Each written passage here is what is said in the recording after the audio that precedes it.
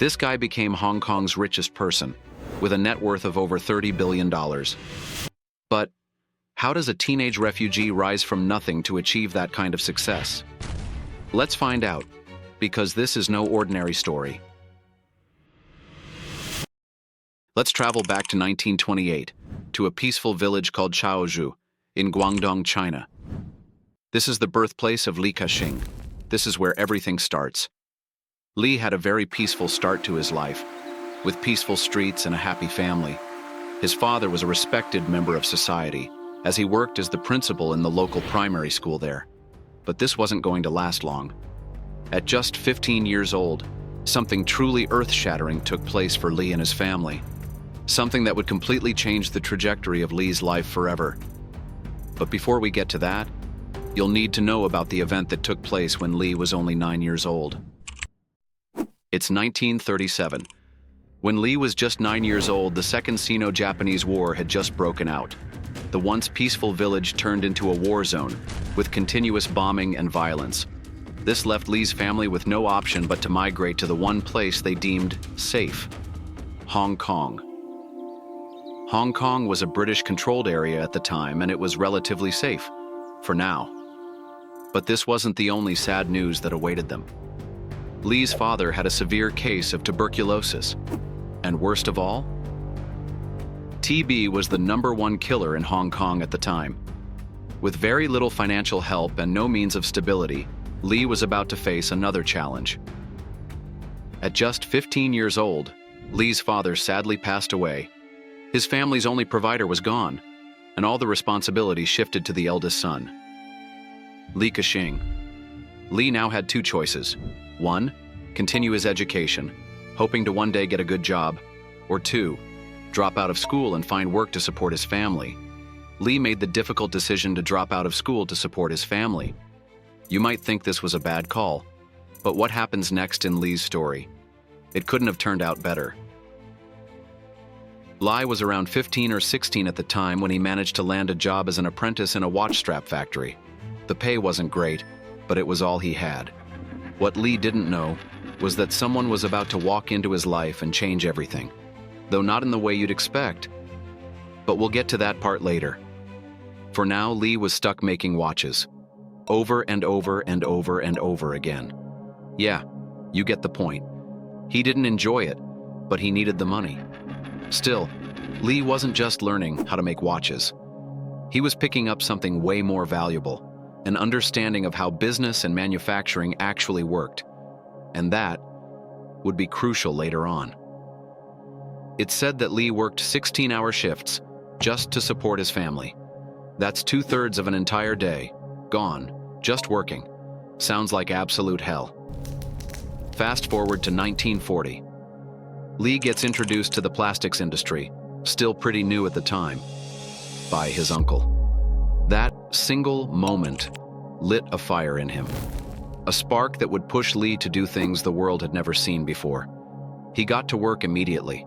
Every book, every article, every newsletter he could find, especially about plastics, he devoured it. After hours and hours of research and advice, Li was finally ready to make his move.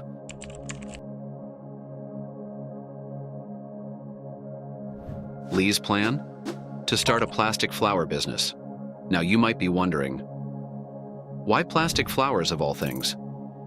Well, you'll see why soon enough.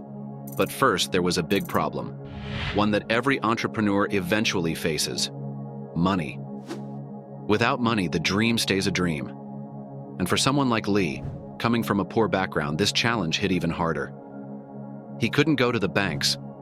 I mean, what bank would lend to a broke teenager with no assets? So instead, Li used every bit of his savings from previous jobs. He also scraped together small loans from family members, whatever he could get.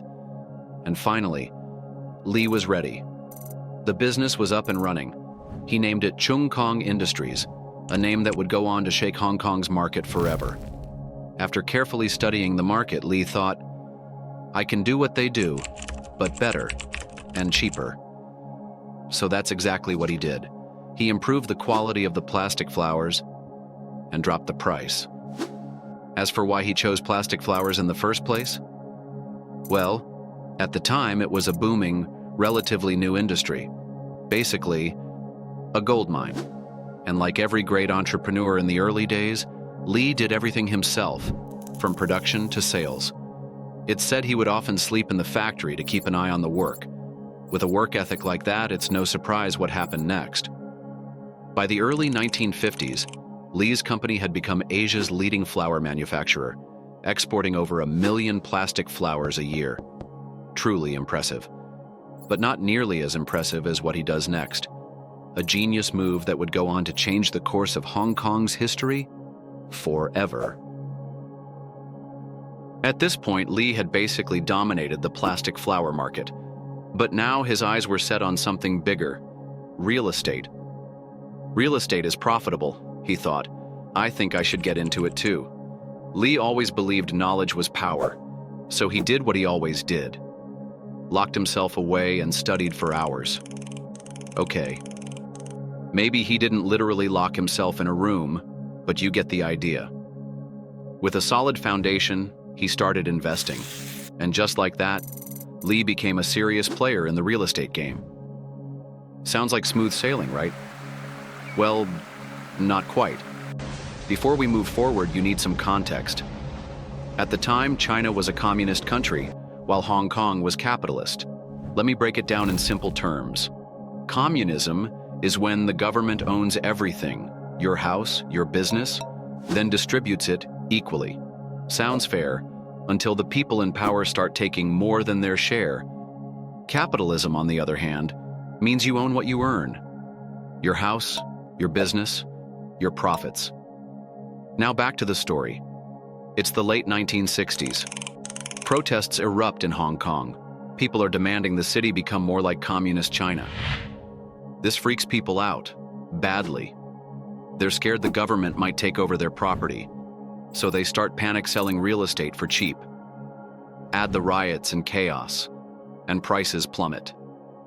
For real estate investors like Li, this was a nightmare. Everyone was selling. Fast. Everyone except Li. He saw through the fear. He doubled down. He started buying everything. Even used profits from his flower business to buy more land. Soon he owned piles of land no one else wanted. Worthless, empty, cheap. Fast forward to 1968. Property prices hit rock bottom. Li was losing money. Fast. People said he'd made a huge mistake, that it was over for him. And for a while, it looked like they were right. But then, everything changed. It's now the mid-1970s. Property prices had started to stabilize, but nothing major, just a slight shift. Most people still thought the market was dead. But then, everything changed. In the late 1970s, property prices in Hong Kong didn't just rise. They exploded. Demand skyrocketed. Land that was once seen as worthless? Now it was gold. And guess who owned more of it than anyone else? Li Ka-shing. His once foolish gamble had turned into a billion-dollar empire. And because no one else had taken the risk, he had no real competition. The same people who laughed at him, mocked him, called him crazy, were now the ones lining up, hoping to work with him. The tables had turned. Big time. And that's how a poor teenager from a watch strap factory outsmarted an entire generation of businessmen and became one of the richest men in Asia.